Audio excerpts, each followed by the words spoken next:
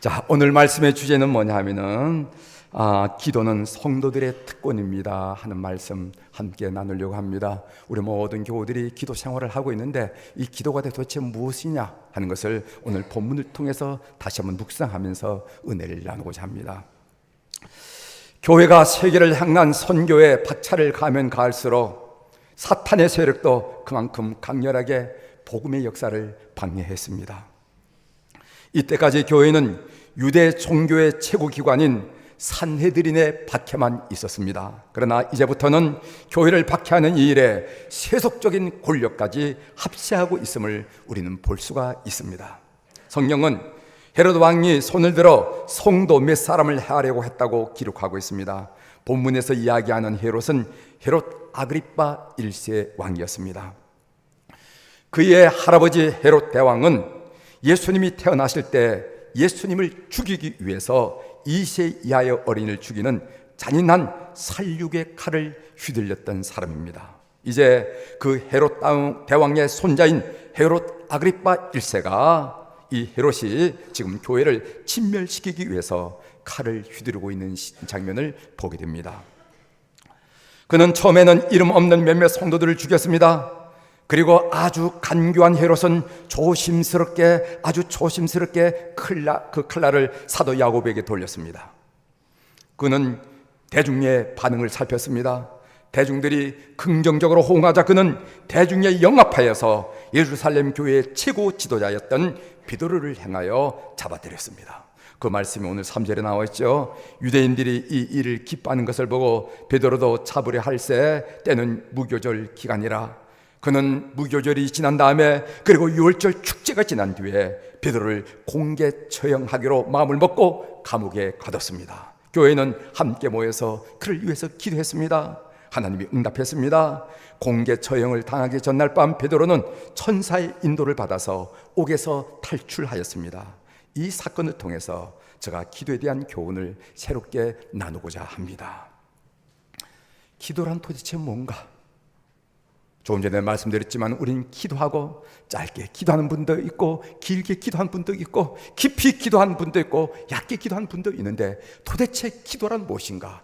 오늘 이 본문 사건을 통해서 다시 한번 깊이 묵상하고 말씀을 나누면서 여러분들의 기도 생활에 도전하고자 합니다. 첫 번째로 먼저 하나님께 나가라 하는 그런 촉구를 본문을 통해서 볼 수가 있습니다. 우리 5절의 말씀을 한번 같이 읽도록 하죠. 5절 이에 베드로는 시작. 이에 베드로는 옥에 갇혔고 교회는 그를 위하여 간절히 하나님께 기도하더라. 아멘. 베드로가 옥에 갇혔습니다. 교회는 무엇을 해야 됩니까? 기도해야 되죠.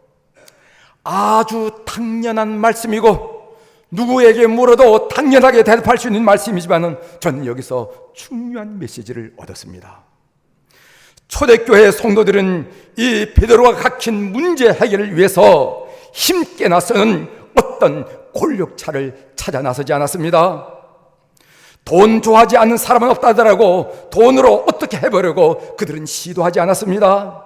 쉽게 말해서 세상 사람이 쓰는 방법을 그들이 선택하지 않았다는 것입니다. 그들은 오직 하나님의 권능만 의지하면서 하나님께 나가는 모습을 보게 됩니다. 우리는 평상시에 기도하라는 말을 많이 합니다. 또 기도해야 되겠다고 다짐도 많이 합니다. 기도하세요. 네, 기도할 거예요. 다짐도 많이 합니다. 그러나 막상 문제가 생겨서 그 문제가 우리를 압박해 오면은 기도는 뒤로 물러가고 힘께나 쓰는 사람이 어디 없을까 하면서 사람을 찾아 나서고 돈으로 어떻게 해결해 보려고 돈을 마련하고 동분서주하는 우리의 발걸음을 보게 된다는 것입니다. 이름은 분명히 성도인데 의식은 여전히 세상 사람입니다. 말은 성도인데 행동은 여전히 세상 사람입니다. 사랑하는 교회 여러분, 기도를 우선시하고 그리고 기도의 모든 것을 걸 줄 아는 하나님, 죽이든지 살리시든지 마음대로 하세요 라고 기도하는 이름 그대로의 성도들이 되기를 주의 이름으로 부탁드립니다. 혹자는 이렇게 말합니다. 앉아서 기도한다고 문제가 해결되느냐라고 반문할지도 몰라요. 기도한다고 떡이 생기느냐 아니면 빵이 생기느냐라고 조롱할지도 모릅니다. 그러나 참으로 기도의 능력을 체험한 분들은, 참으로 기도의 능력을 믿는 사람들은 그렇지 않습니다. 기도하면 떡도 생겨요. 기도하면 밥도 생깁니다. 그리고 모든 문제가 해결됩니다. 믿으시길 바랍니다. 변화라는 동영상이 있어요. 기독교 동영상인데, 변화, 트랜스포메이션이라는 이 동영상이 있는데, 그 내용은 어떤 내용이냐면은 교회가 연합해서 합심하여 기도함으로 지역의 역사는 사탄의 영을 묶었다는 겁니다. 그랬더니까 그 지역 교회들이 부흥을 하는데 4배로 성장하였고, 그리고 다른 지역과는 비교도 안 될 정도로 물질적인 번영을 이뤘다 하는 사실을 다큐멘터리로 꾸민 동영상이 바로 변화라는 그런 동영상입니다. 이상하게도 그 지역에만 농사가 배로 잘 되다는 겁니다. 농사가 잘 됐기 때문에, 그래서 세계 식량 기구에서 조사를 나올 정도였어요. 이상하다는 거예요. 배로 잘 되니까. 똑같은 기후 조건, 똑같은 토질 조건인데 어떻게 2배의 결실을 거둘 수 있느냐 하면서, 여러분, UN 산하기관인 세계 식량 기구에서 와서 조사를 했다는 것입니다. 기도가 얼마나 놀라운 역사를 일으킨가를 보여주는 내용입니다. 기도하면은 떡이 생긴 줄 믿으시길 바랍니다. 기도는 성도들의 특권입니다. 모든 사람들에게 주어진 특권이 아니라 오직 예수 그리스도를 주로 고백하는 성도들에게만 주어진 특권입니다. 또한 기도는 인간의 창화물이 아니라, 인간의 제도가 아니라 하늘나라의 제도라는 것입니다. 그래서 하나님의 아들 예수 그리스도께서 세상에 계실 때 습관을 쫓아 새벽 미명에 기도하셨던 것입니다. 기도가 세상 것이라면 예수님이 그런 행동을 하지 않았을 것입니다. 기도에 권세가 있는 것은, 기도에 특별한 권세가 있는 것은 그것이 우리 세상의 것이 아니라 하늘나라의 것이기 때문에 그렇습니다. 한국 교회의 축복은 새벽 기도였습니다. 함께 모여서 추우나 더우나 새벽마다 예배당 바닥에서 무릎을 꿇고 엎드려서 드린 새벽 기도, 이 새벽 기도로 말미암아 한국 교회는 부흥을 맛보았고, 이 새벽 기도와 더불어 이 민족이 부흥됐다는 것을 우리가 알 수가 있습니다. 기도 운동이 일어나면 성령이 역사하고요, 기도 운동이 일어나면 능력이 임합니다. 기도하면 우리 영이 새로워집니다. 기도하면 귀신의 역사가 물러나는 것을 보게 됩니다. 이 사실을 본문을 보면서 첫 번째로 얻어지는 묵상의 내용이 되었습니다. 두 번째로 보면은 하나님을 신뢰하고 응답의 때를 하나님께 맡겨라 하는 기도에 대한 교훈을, 가르침을 보게 됩니다. 우리 6절을 한번 같이 읽어보겠습니다. 하나님을 신뢰하고 응답의 때를 하나님께 맡겨라. 헤롯이, 시작. 헤롯이 잡아 그 전날 밤에 베드로가 두 군인 틈에서 두 사슬에 매여 누워 자는데 파수꾼이 문 밖에서 옥을 지키더니. 아멘. 하나님이 초대교회 성도들의 기도를 응답하신 때가 언제였습니까? 헤롯이 처형하려고 한 바로 그 전날 밤이었다고 성경은 우리들에게 표현해 주고 있습니다. 기도는 전날 밤에 응답받을 수 있다는 것입니다. 사랑하는 교회 여러분, 여러분들이 기도하면서 시간 때문에 고민하지 마십시오. 진전이 없다고 낙심하지 마십시오.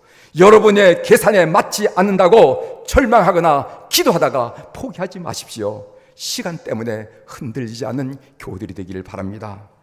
여러분이 계획하거나 예상한 때 응답되지 않을 수가 있습니다. 응답이라는 것은 하나님 때 오는 것입니다. 하나님이 그 일을 급하다고 생각하시면 급하게 응답될 것이고, 하나님이 그 일을 급하지 않다고 여기시면 천천히 처리될 것입니다.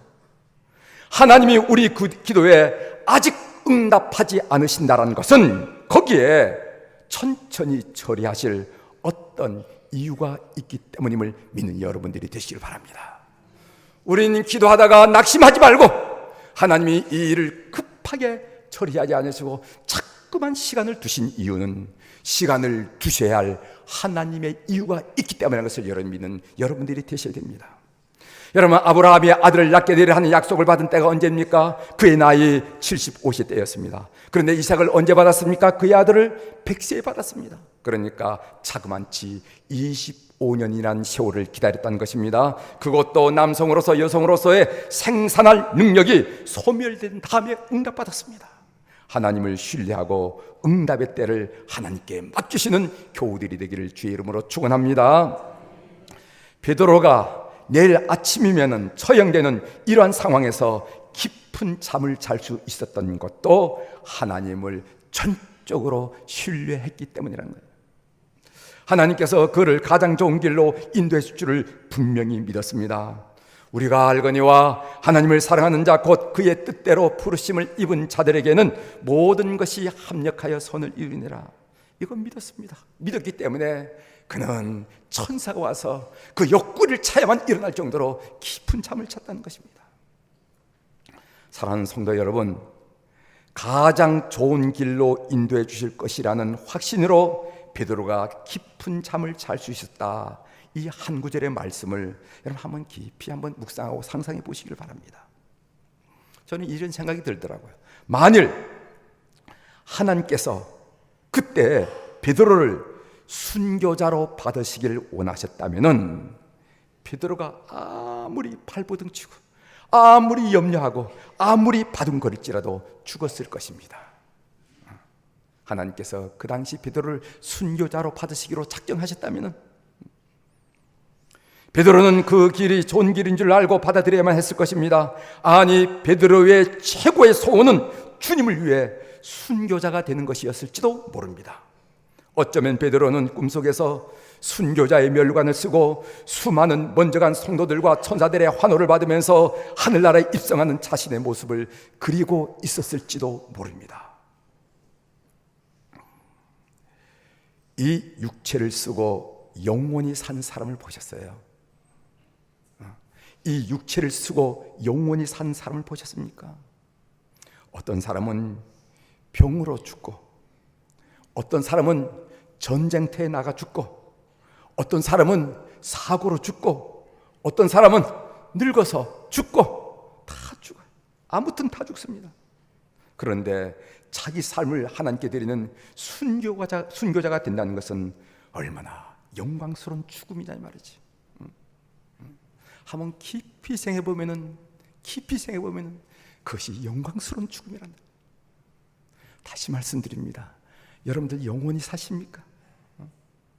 죽음은 다 다양하게 죽지만은, 그런데 그 죽은 중에서 하나님의 제단에 바쳐진 순교자의 죽음을 죽을 수만 있다면은, 우리는 해당되지 못해서 문제지만은 그럴 수만 있다면은 얼마나 영광스러운 죽음을 죽단 말이지. 사도 베드로는 그것을 느꼈을 것입니다. 그리고 그것을 환상했을지도 몰라요. 제가 또 생각한 것은 반면, 만일 하나님께서 베드로를 살려주시기로 했다면은 이 세상 어느 누구도 그의 생명을 건드릴 수 없었을 것입니다. 칼도 그의 생명을 건드릴 수 없었을 것입니다. 질병도 그의 생명을 건드릴 수 없었을 것입니다. 그는 살아서 주의 일을 계속해야만 했을 것입니다. 내 생명은 나를 죽이겠다고 혈안된 헤롯의 손에 있는 것이 아니라 하나님의 손에 있다, 까불지 말라 라는 그런 확신이 생기니까 마음에 평안이 생긴 거예요. 마음에 평안이 생긴 거예요. 얼마나 편안한 잠을 자는지 천사가 옆구리를 차서 깨울 때까지 그는 자고 있었던 것입니다. 여러분, 시편 3편은 궁중반란을 일으킨 압살롬의 창끝 앞에서 다윗이 고백한 시입니다. 시편 3편 5절 6절에 뭐라고 고백했는지 아십니까? 지금 그 아들 압살롬의 창끝이 칼날이 그의 목을 겨누고 있는 그때 고백한 내용입니다.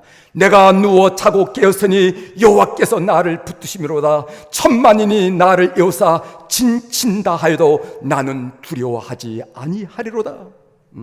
반란군의 창끝이 겨누고 있는데 어떻게 누워 잘 수가 있겠습니까? 어떻게 누워 잘 수가 있습니까?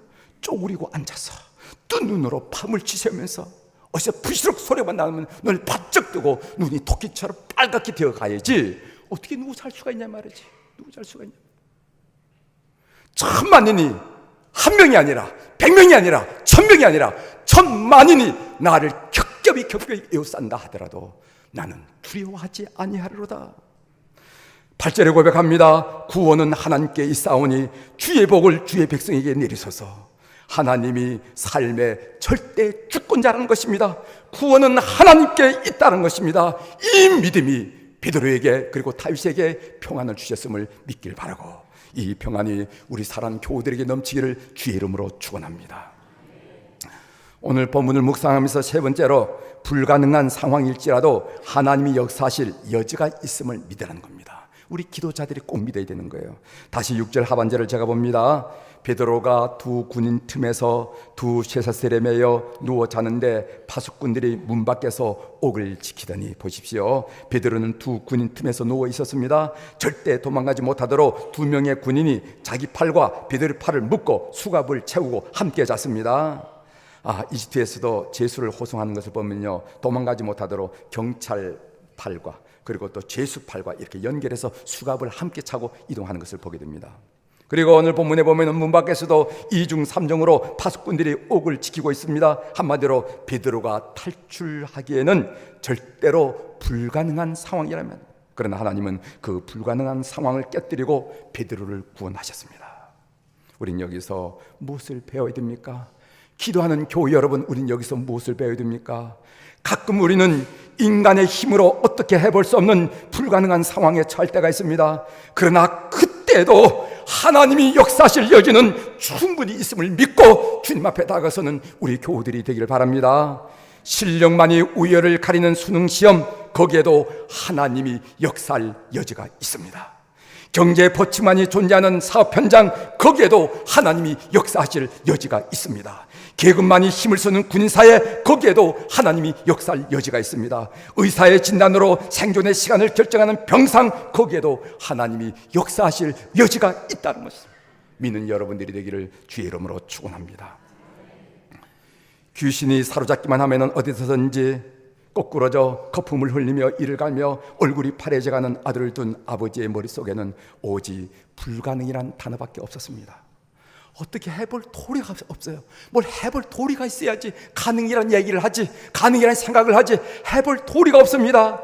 이제까지 별의별 방법을 다 써봤지만은 가능성이 없었어요. 그래서 주님께 무엇을 하실 수 있거든 우리를 불쌍히 여겨 도와주옵소서, 이렇게 믿져봐야 본전이지 뭐 하는 심정으로 주님께 요청합니다. 그러나 이 아버지는 단어 선택을 잘못했습니다. 불가능이란 단어는 인간에게 적용할 수 있는 단어일지는 모르지만은 주님께, 하나님께 적용할 수 있는 단어는 아니었습니다. 예수님이 들으셨어요. 예수님 말씀하시기를, 예수께서 이르시되 할 수 있거든이 무슨 말이냐? 하나님 앞에서, 주님 앞에서 할 수 있거든이 무슨 말이냐? 불가능 가능을 얘기한다는 말이 무슨 말이냐? 믿는 자에게는 능히 하지 못할 일이 없느니라. 이것이 마가복음 9장 23절에 있는 말씀이에요. 여러분, 문제가 쉽거나 어렵거나 하나님께는 다 똑같음을 믿으시길 바랍니다. 쉽다, 어렵다, 가능하다, 불가능한 것은 사람이 자기 경험, 자기 인식을 토대로 근거로 구분해 놓은 범주일 뿐이에요. 그렇지 않습니까? 이거 쉽다, 어렵다, 가능하다, 불가능하다, 그건 다른 사람에 가면 또 다른 얘기가 나온다 이 말이죠. 상대적인 얘기라 이 말이죠. 자기 경험, 자기 인식을 바탕으로 근거로 해서 설정해 놓은 자기 범주에 불과하다는 거예요. 여러분, 하나님은 감기는 고치고 암은 못 고칩니까? 하나님은 감기를 고치는 것과 암 고치는 것이 똑같습니다. 하나님께는 우리가 할 것 같다고 할 수 있을 것 같다고 생각하는 것은 하나님이 하실 수 있고, 우리가 할 수 없을 것 같다는 것은 하지 못하는 그런 분이 아니에요. 여러분, 지레 겁먹지 말고 여러분의 경험과 여러분의 인식으로 하나님을 재단하지 말고 하나님을 신뢰하는 우리 교우들이 되기를 주의 이름으로 부탁을 드립니다.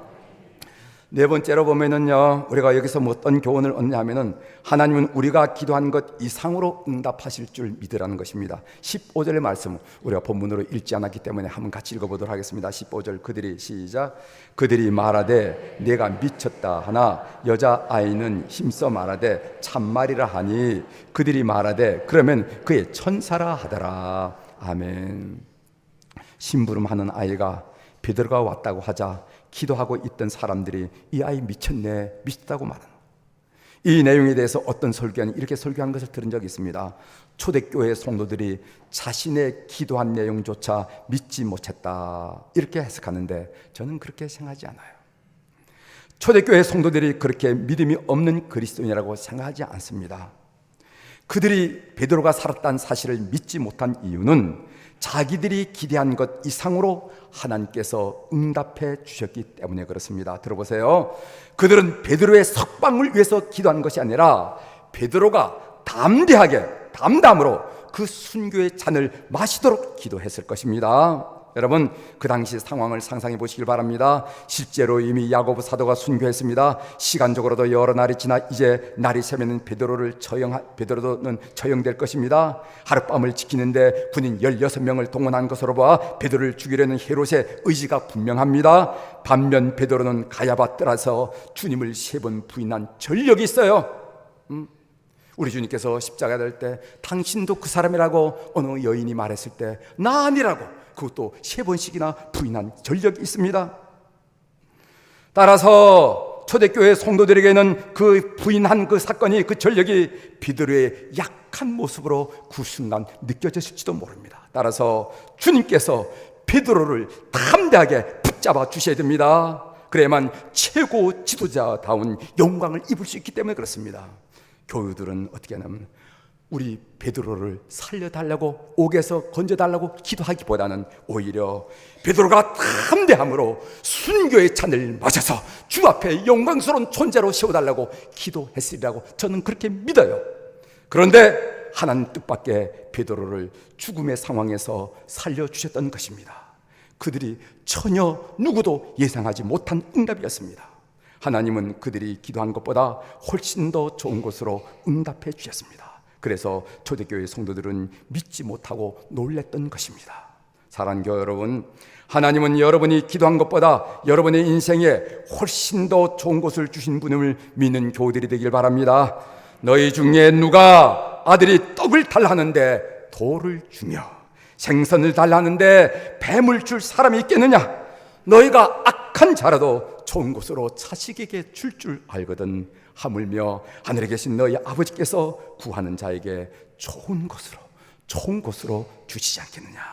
이 사실을 믿는 여러분들이 되시길 바랍니다. 이제 말씀을 정리하겠습니다. 우리는 베드로를 옥에서 구출한 이 사건을 통해서 기도에 대한 묵상을 나누고 있습니다. 첫 번째로 성도들은 무슨 일을 당했을 때 먼저 하나님께 나가자. 두 번째로는 하나님을 신뢰하고 그 응답의 때를 하나님께 맡기자. 세 번째로는 불가능한 상황이라도 하나님이 역사하실 여지가 있다는 사실을 믿자. 그리고 네 번째로는 하나님은 우리가 기대한 것 이상으로 우리 삶을 이끌어 주시고 응답하신다는 사실을 믿고 기도하는 여러분들이 되기를 주의 이름으로 축원합니다. 기도하시겠습니다. 하나님 아버지, 하나님께서 옥에 갇힌 베드로를 구출하는 사건을 통해서 많은 의미를 새겨볼 수가 있지만 오늘 특별히 기도에 대한 생각을 다시 나눌 수 있도록 도와주시오니 감사합니다. 하나님이 우리에게 주어진 특권인 기도를 가지고 승리하는 교우들이 될 수 있도록 도와주시옵소서. 오늘 말씀한 모든 내용이 우리 모든 교우들 심령 속에 아멘 되며 기도를 촉구하고 도전할 수 있도록 도와주시옵소서. 예수님의 이름으로 감사하며 기도 올리옵나이다. 아멘.